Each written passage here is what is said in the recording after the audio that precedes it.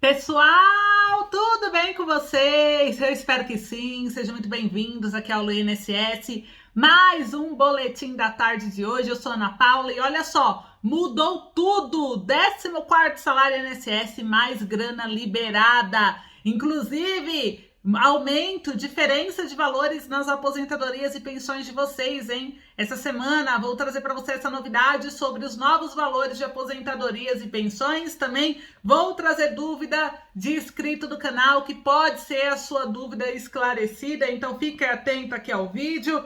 14º salário INSS, mais uma novidade incrível para compartilhar com vocês aqui na tarde de hoje. E também tem uma surpresa ainda sobre grana extra no bolso de vocês, aposentados e pensionistas, comunicado oficial do governo, hein? Então, se eu fosse você, aposentado, pensionista do INSS, não perderia esse vídeo. Ele tá sensacional. Ao todo, serão 5 notícias aqui rápidas para você, aposentado e pensionista, sobre sua aposentadoria, sua pensão, seus direitos e algumas mudanças. Mudou tudo e você vai descobrir o que mudou, por que mudou, como que vai ser agora, a partir de agora, referente aí aos seus direitos, aos seus benefícios previdenciários. Muito prazer, muito bem-vindo, muito bem-vinda. Comenta aqui para mim de qual cidade, de qual estado você está me assistindo. Comenta aí que eu quero saber. A maioria é da onde? É de São Paulo, Rio de Janeiro, Minas Gerais, Bahia, Rio Grande do Sul? Da onde vocês são? Comenta aí pra mim.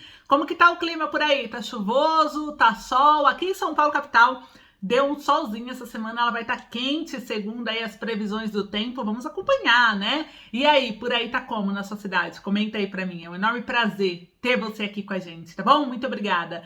Quem ainda não conhece o canal, eu aproveito para convidar a se inscrever. Aqui embaixo do vídeo tem um botão escrito inscreva-se em vermelho. É só clicar e estará inscrito em um dos maiores canais de INSS do país, tá bom? O Alô INSS é exclusivo para aposentado, pensionista, beneficiário da Previdência Social, tudo relacionado aos direitos da pessoa idosa, da pessoa com deficiência, eu trago aqui para vocês. Ontem eu trouxe um vídeo sobre a suspensão dos consignados, vocês pediram, eu trouxe. Quem não assistiu, assista. Imperdível, pessoal, mais uma vitória aí para os aposentados. Eu trouxe sobre a situação do projeto de lei da suspensão do desconto dos consignados, que eu acho que vai ajudar muita gente, né? Muita gente comentou que quer a suspensão, né? É o seu caso também? Comenta aí.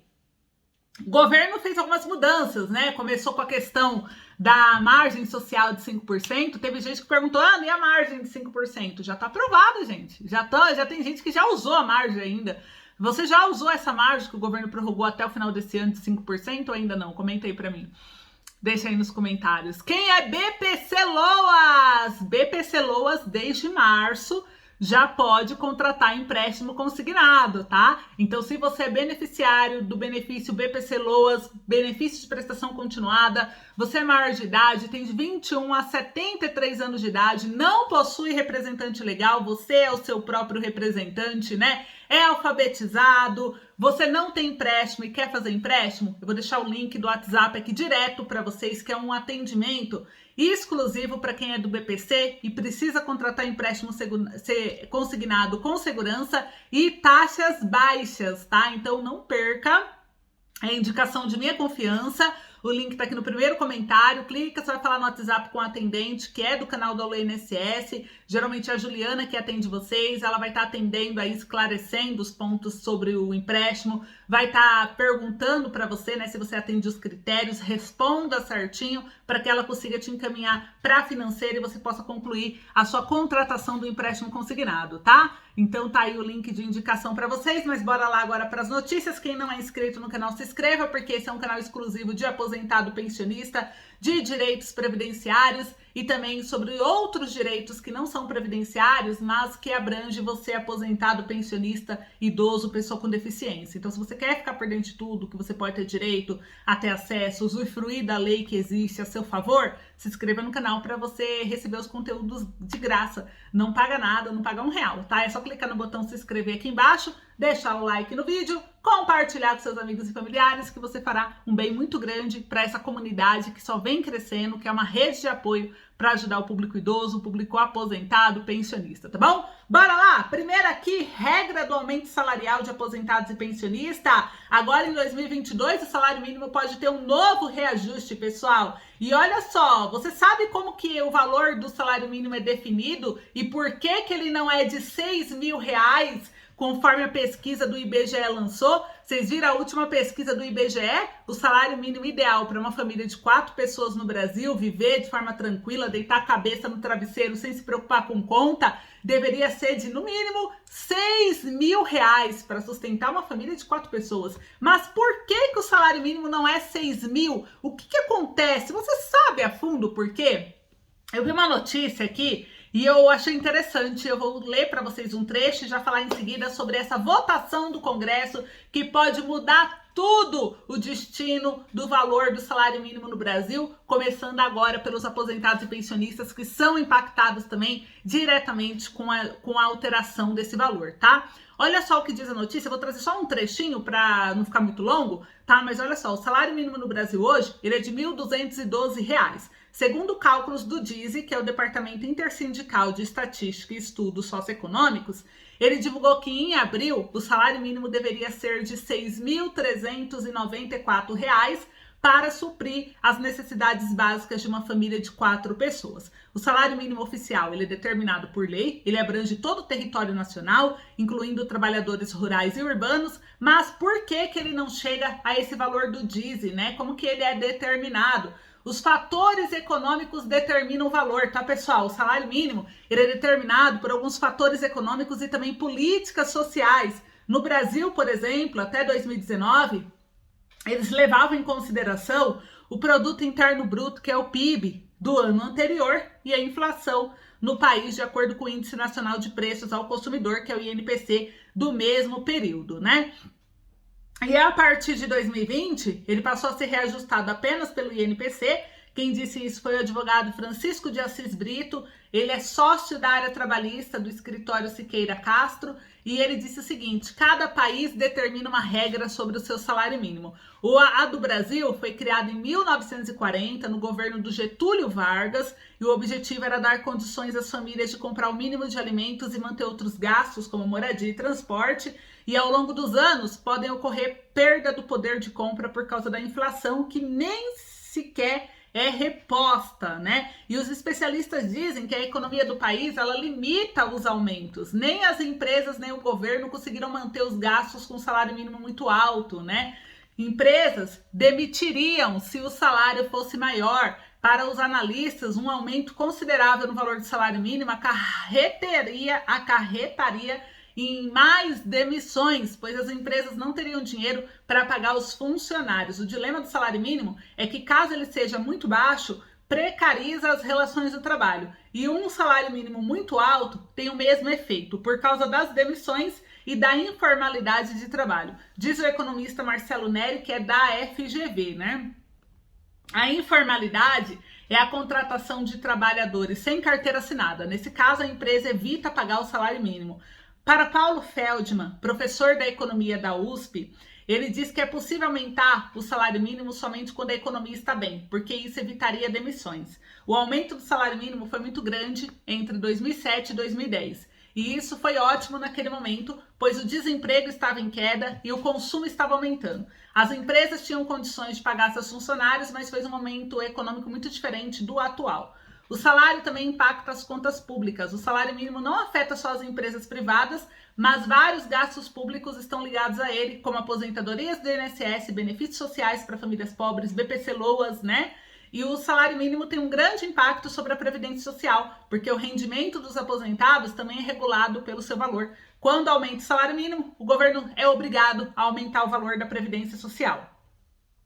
Fora isso, um sério problema para as contas do governo são as pessoas que nunca contribuíram com a Previdência e que hoje recebem o BPC, né? Além de aposentadorias, diversos benefícios e políticas de transferência de renda sobem quando o salário mínimo é reajustado. O BPC-LOAS é um grande exemplo disso. Seguro-desemprego, abono salarial, né? PIS-PASEP. O salário mínimo ideal pode ser uma realidade? Segundo o Feldman, os cálculos do Dizem que sugere um salário mínimo ideal de R$ 6.394, eles levam em conta os gastos básicos, mas estão distantes da realidade. Apesar de ser bastante válido o cálculo, os valores são completamente diferentes do que é hoje do salário mínimo. E cerca de 70% dos brasileiros não ganham sequer R$ 3.000 por mês. A proposta do DIS é mostrar que a renda do Brasil é muito baixa, embora o valor que eles sugerem não seja viável economicamente, porque as empresas não teriam condições de pagar nem a metade disso.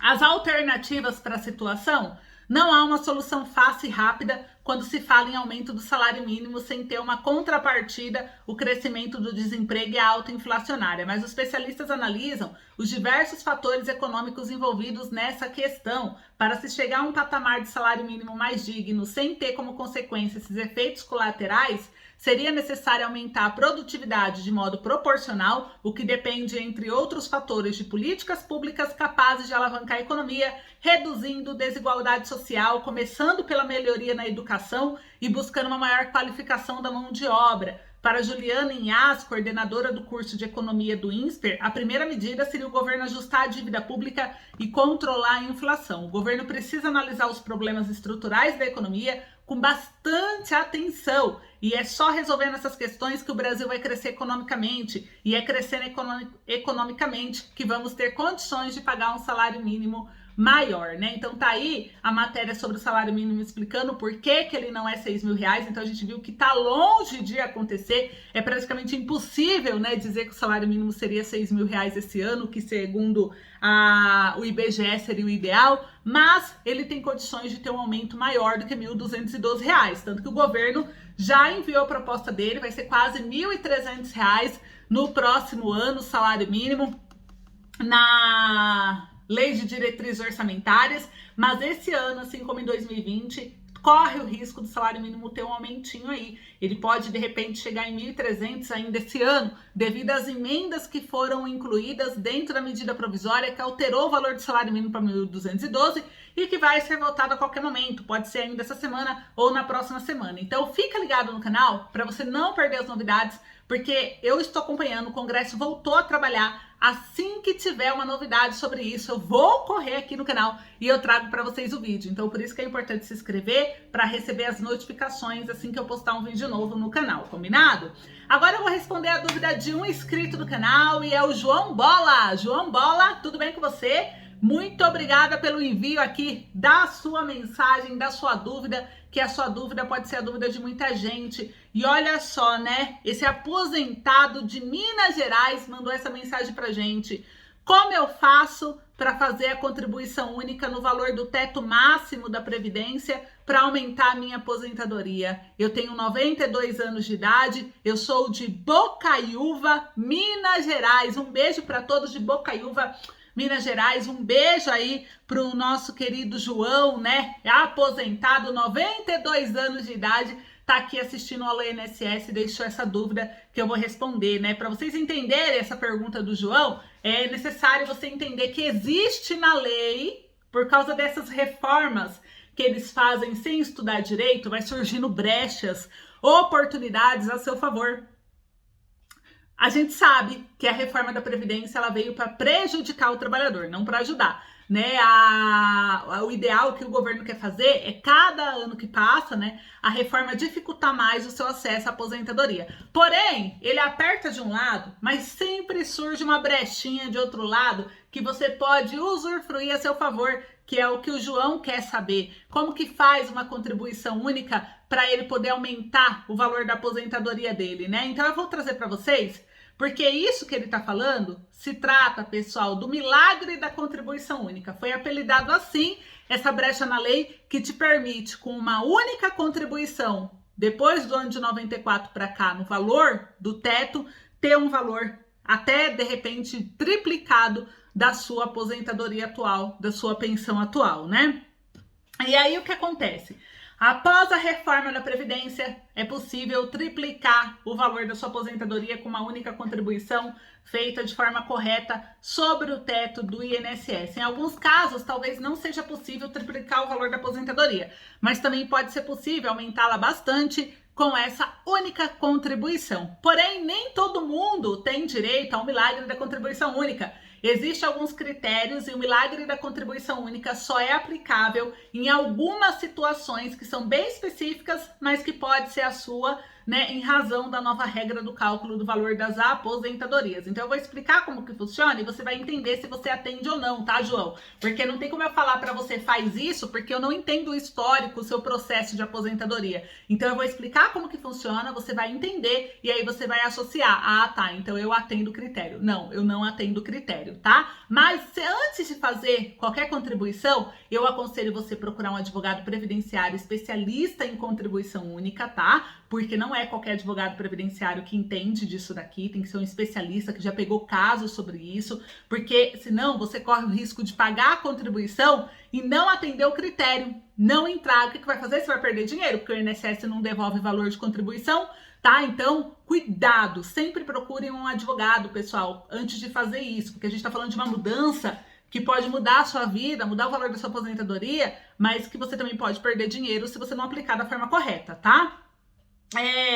Então ela precisa ser feita de forma correta para que produza um resultado esperado. Caso contrário, você vai estar jogando seu dinheiro fora e nem sequer vai melhorar a sua aposentadoria. Então, quem tem direito ao milagre da contribuição única, como saber se o milagre da contribuição serve para o seu caso e como fazer ela de forma correta. Vou explicar agora para vocês. Olha só, são questões que você precisa entender com muito cuidado para não desperdiçar um direito importante e também não correr o risco de jogar dinheiro fora. Mas não se preocupe, porque eu vou explicar tudo para vocês aqui, que há diversas formas nesse caso, tá? Primeiro, o que é o milagre da contribuição única? O que é isso? Por que surgiu esse apelido, tá? Ele é uma estratégia previdenciária, pessoal, que permite você aumentar o valor de uma aposentadoria, por exemplo, de um salário para 60% do teto do INSS com apenas uma contribuição do INSS. Em 2022, o valor do salário mínimo é R$ 1.212, certo? E o valor do teto é de R$ 7.087.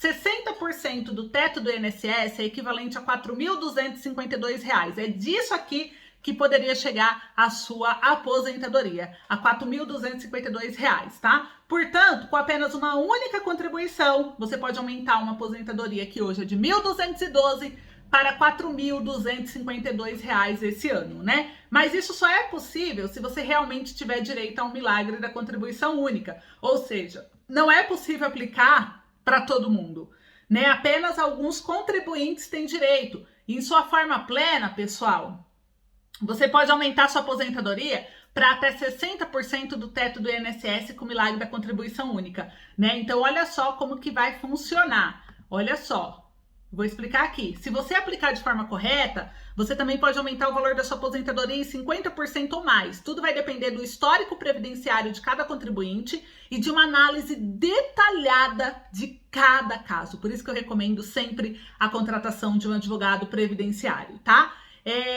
Vamos lá, pessoal. Então, o milagre da contribuição única é ilegal? Não é ilegal, tá? Ao realizar a contribuição única para triplicar ou aumentar o valor da sua aposentadoria, você não está fazendo nada de errado ou contra a lei. Porque a emenda constitucional número 103, aprovada pelo Congresso Nacional, é que permite o milagre da contribuição única. Anota aí até para você passar para o seu advogado. É a emenda constitucional número 103. Anotou? Muito bem. Essa emenda, ela extinguiu a regra do divisor mínimo e passou a permitir expressamente o descarte das menores contribuições do contribuinte quando isso for mais vantajoso para o cálculo da aposentadoria. Então, antes dessa emenda constitucional, só para você entender, havia uma previsão legal criada pela Lei 9876 do ano de 99, no sentido de que o divisor usado para o cálculo da média dos salários de contribuição para fins de definição do valor da aposentadoria não poderia ser inferior a 60% do período entre julho de 94 e o início do benefício. Ocorre que somente o valor das contribuições a partir de julho de 94, ou seja, após o Plano Real, é que entraram no cálculo da aposentadoria e isso é até hoje. Isso era um problema para alguns contribuintes, principalmente para aqueles que tinham contribuições anteriores a julho de 94, que por isso existe aí o processo no STF da revisão da vida toda. Mas enfim, isso era chamada de regra do divisor mínimo, tá? Imagine, por exemplo, que um homem tenha completado 65 anos de idade e 15 anos de contribuição em 2018, que foi antes da reforma 2019. Imagine também que das 180 contribuições desse homem, apenas 80 tenha sido após julho de 94.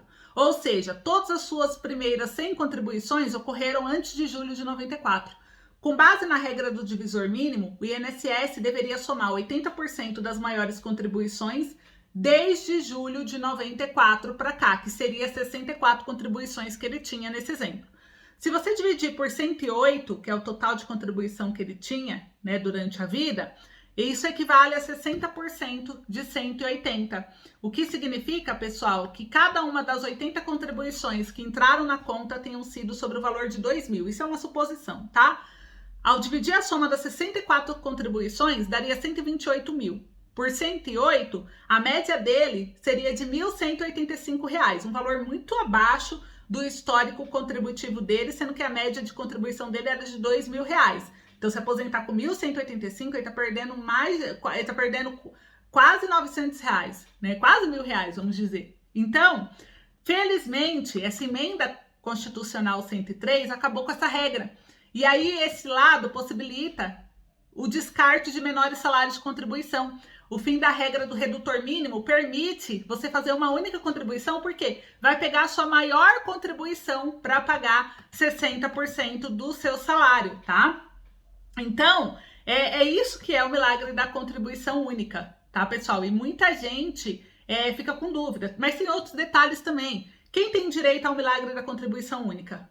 Tem direito quem preenche a idade mínima da aposentadoria por idade, ter tempo de contribuição suficiente para cumprir os requisitos de aposentadoria por idade antes de julho de 94, de modo que possa descartar as contribuições posteriores a julho de 94, tem que ter a possibilidade de realizar uma única contribuição sobre o teto do INSS, né? E o milagre da contribuição única não está limitado à aposentadoria por idade, tá? Porém, a aposentadoria por idade é aquela que exige o menor tempo de contribuição, que é 15 anos. Por isso que é mais viável exercer o direito ao milagre da contribuição única na aposentadoria por idade. Mas você pode fazer na aposentadoria por invalidez, aposentadoria por tempo de contribuição, não importa. Você só tem que atender os critérios de aposentadoria normal, tá? Uma outra informação aqui, então, que você precisa saber é isso. Essa é a possibilidade. Existe um projeto de lei que foi aprovado na comissão da Câmara e que está avançando no Congresso, que quer extinguir isso, está dizendo que isso é um erro jurídico, que isso prejudica o INSS, porque muita gente está lá contribuindo com uma única contribuição e pedindo aumento, tanto que o INSS não está pagando ninguém que está vencendo a causa na justiça com isso, e é bem provável que esse caso vá parar no STF, igual a revisão da vida toda. Mas a gente vai acompanhar, é um direito, e se é direito você tem que ir atrás. O meu conselho é: corre, porque no Congresso já está rodando aí um projeto para tentar tirar a contribuição única. Então, se você não quer perder o seu direito, entre com a ação antes do Congresso mudar a regra, porque aí eles não pode lesar quem fez o processo enquanto era lei, enquanto valia, né? Então, dá uma olhada nisso direito, procura um advogado, e aí, se for necessário, entra com uma ação, já pede essa revisão, faz a contribuição única, seu advogado orientar, para você poder já garantir aí o seu direito, quem sabe, né? Tem uma chance maior de garantir o seu direito, tá bom? Então tá aí, informação de utilidade pública, eu peço para você compartilhar esse vídeo, muita gente tem essa dúvida, espero ter ajudado. E agora vamos falar do 14º salário, o deputado Charles Evangelista, eu trouxe ele aqui no canal, a gente fez uma live ao vivo junto com vocês aqui com ele. Ele segue lutando pelo 14º salário, e olha só, o 14º salário avançou, hein? O relator do projeto é o deputado Ricardo Silva, que já preparou o relatório, parecer aprovadíssimo do 14º na CCJ. CCJ já abriu prazo para emenda, para os deputados colocarem as emendas necessárias para facilitar a aprovação do projeto desde o dia 3 de maio. Então, significa que tem essa semana que vem ele já vai estar apto para ser votado. Então, a qualquer momento ele pode entrar em votação, tanto pela CCJ, quanto ele pode entrar em votação ainda essa semana, em plenário, por causa do requerimento do próprio deputado Charles Evangelista. E o Charles não ia ficar para trás, né? Ele já foi lá, correu, fez um post nas redes sociais e se pronunciou referente ao avanço do 14º salário. Olha só, ele fez um post e ele colocou o seguinte: a favor do 14º salário para aposentados. Precisamos ter um olhar mais especial com os nossos aposentados. Charles Evangelista fez esse post aqui, oferecendo apoio a todos os aposentados e pensionistas do Brasil. O deputado mineiro Charles Evangelista está aí lutando, articulando dentro do Congresso também para aprovação. Enquanto o Congresso estava parado, ele ficou articulando com seus colegas parlamentares para aprovar o requerimento de urgência de votação do 14º em plenário, conseguiu as votações necessárias para protocolar o requerimento, e o requerimento está lá, na mesa do Arthur Lira. É cobrar o Arthur Lira, que é o presidente da Câmara, é cobrar o seu deputado para apresentar emendas que facilite o projeto, porque vocês viram, né, pessoal? Enquanto tem gente que acha que está parado, 14º está parado, não, ele está avançando. Agora ele está no prazo de 5 dias, que é o trâmite legal da CCJ. Semana que vem, igual eu falei, se ele não for entrar em plenário essa semana a qualquer momento, semana que vem ele pode entrar a qualquer momento em votação. E o Arthur Maia, que é o novo presidente da CCJ, não tá de brincadeira não. Ele cumpriu bem a palavra dele, tanto que o deputado Ricardo Silva e o capitão Alberto Neto trouxeram aí que eles são colegas, né? Tanto que conversaram, olha quem ele mandou como relator do projeto, o próprio deputado Ricardo Silva, que é defensor da luta. Quem melhor do que ele para poder relatar o projeto na CCJ. Então isso é um favor maravilhoso aos aposentados, é uma grande vitória, eu estou muito feliz, eu agradeço ao Arthur Maia, presidente da CCJ, que veio substituir a Bia Kicis, agradeço aos deputados que estão na luta pelo 14º, como o deputado Ricardo Silva, o Charles Evangelista, o deputado Antônio Furtado, entre outros, né, que eu vou citando o nome conforme os dias aqui para vocês terem conhecimento, mas é uma grande vitória. Então o 14º teve mais uma mudança, tá no prazo de emenda, tá se cumprindo aí, já estamos no segundo dia do prazo de emenda, terceiro dia, né, já vai dar do prazo de emenda. Então vamos pressionar, pessoal, pressione seu deputado, porque o prazo de emenda já tá acabando, e aí finalmente teremos aí a decisão de votação do 14º. Só que agora é a hora da gente pressionar todos os deputados, porque na hora que ele entrar em votação, tem que ser voto a favor, não voto contra. Não adianta colocar em votação e votar contra. Tem que votar a favor. E para votar a favor, eles precisam sentir a pressão do aposentado e pensionista, porque o aposentado vota, é ano de eleição, é uma questão de humanidade. O Brasil tem dinheiro para pagar, já foi defendido isso na Comissão de Finanças e Tributação. Não tem por que segurar o projeto, pessoal. Vamos cobrar os deputados para que aprovem o 14º salário na CCJ e vocês possam finalmente ter uma graninha aí no bolso nesse final de ano. Porque se aprovar agora, o 14º vai ser pago no final do ano. Não vai ser pago agora. Agora o que está sendo pago é a antecipação do 13º salário. E a defesa já diz, final do ano vocês não vão ter nada, porque o 13º está sendo pago agora. Então que o 14º venha substituindo o 13º no final do ano. Combinado? Tamo junto na luta? Comenta aí um tamo junto para todos os deputados verem que vocês estão apoiando, que a defesa continua aqui firme e forte na luta, né? Vão comentando aí. Enquanto isso, valores a receber, grana extra, greve no Banco Central, o Banco Central anunciou, o governo anunciou, a greve no Banco Central adiou a nova fase de consulta a dinheiros esquecidos que abririam nessa segunda-feira, dia 2 de maio, pessoal. Estava previsto para começar essa segunda-feira, dia 2, a segunda fase da consulta de valores esquecidos, que não tem data para começar, tá bom? E terá cerca de 4,1 bilhões de reais a serem devolvidos. Segundo o Banco Central do Brasil, foi a greve dos servidores do Banco Central que adiou a nova fase da consulta do dinheiro esquecido nos bancos previstos para começar nessa segunda. Com a nova paralisação, eles prometeram a partir do dia 3, né, começar a segunda fase. Mas isso pode demorar de acontecer. Comenta aí se alguém conseguiu consultar, pessoal. Na semana passada, o banco avisou em nota, né, que a greve já iria prejudicar o cronograma de desenvolvimento das melhorias do sistema. O prazo do retorno era dia 2 de maio, agora foi adiado. A gente vai acompanhar a nova data, que deve ser anunciada com antecedência. Ele disse que ia tentar dia 3, mas eu acredito que não deu certo. Eu tentei, não consegui. Teve alguém que conseguiu consultar, e esses valores esquecidos podem liberar uma grana, hein? Tem pessoas que têm mais de 5 mil reais, segundo o Banco Central, aqui para receber. Olha que grana, né? Vai ajudar nesse momento de sufoco. Então fica atento, que a qualquer momento eu volto para dar esse recado para vocês da nova data. Mas vão tentando. É valoresareceber.bcb.org.br. Vão lá consultando com seu CPF e data de nascimento.